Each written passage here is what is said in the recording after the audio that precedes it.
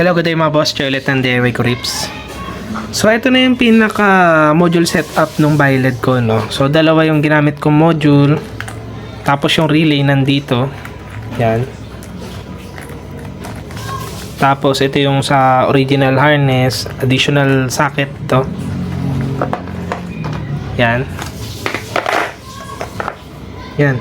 So, bakit dalawang module yung ginamit ko, no? Syempre, may functionality yan, ano. Halimbawa, kung ang gusto nyo, pagsamahin nyo sa isang module yung kilay at saka yung shroud. Pwede yon. Tapos, sa isang module naman, yung pinaka demon eye at saka yung additional lights nyo doon sa may signal light. Yun, pwede yon.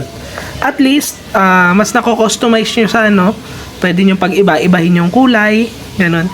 So, iba pa yung functionality ng module na kalahati pula, kalahati blue. Iba pa yun, ano? Dito, talagang totally mako-customize nyo siya na magkakaiba yung kulay. Yun. So, kung ano man yung nilagay nyo dito sa module na to, yun, kaya nyo kontrolin separately. Tapos, kung ano man yung nilagay nyo sa module na to, kaya nyo rin kontrolin separately, no? Ayan yung kagandahan pagka dalawang module yung nilagay nyo. Kung bumibili kayo ng Ayoto, no, kung mapapansin nyo, yung kilay nila, may separate na module.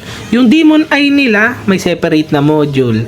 Yung shroud nila, may separate na module. Yun, kaya nyo i-customize. Magkakahiwalay. Ang problema lang sa ganun, napakarami yung kinukontrol naman. Para lang makuha yung gusto nyong kulay. At least dito, dalawa lang yung module na kailangan nyo. Yan. Tapos, ang kinagandaan pa dito, itong module na to, may back to stock ito. Yung doon kasi sa Ayoto, alam ko yung kilay may back to stock. Yung shroud, wala. Ayan. Kasi yung bumili ako ng shroud nung Ayoto, ang ginawa ko, pinalitan ko yung module. Dito ko na siya i-connect. Yan.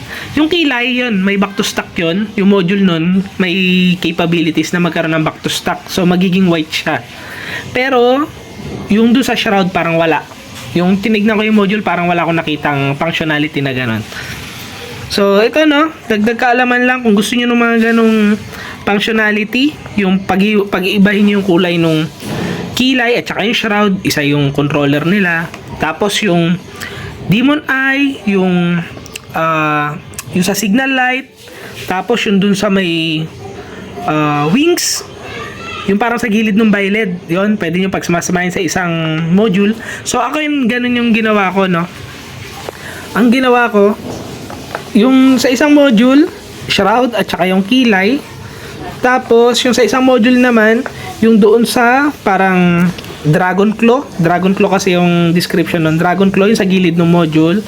Demon Eye, pati yung ilaw dito sa taas. Yun, isang module sila. Para at least maganda yung magiging projection ng kulay.